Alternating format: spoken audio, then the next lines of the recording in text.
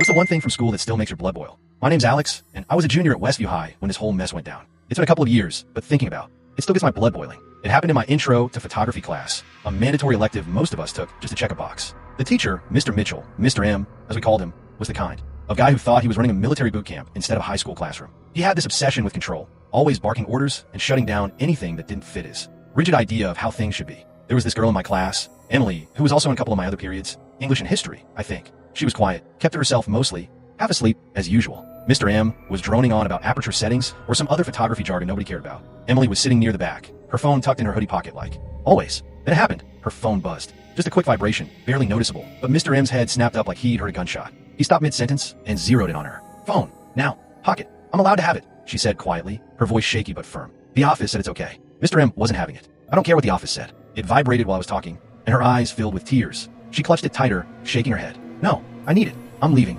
Her voice cracked, and she stood up, grabbing her backpack. Mr. M moved fast, stepping in front of the door like some kind of bouncer. You're not going anywhere until I see that phone, he said. If I don't know it's your mom, you're staying right here. It was like watching a car crash in slow motion. Emily was sobbing now, her whole body shaking, and the rest of us were starting to realize this wasn't just about a stupid phone. Let her go, man. Jake, this guy who sat next to me, shouted. A few others chimed in, their voices rising. Her dad's dying, you idiot, someone yelled from the back. The room was getting loud, chaotic, but Mr.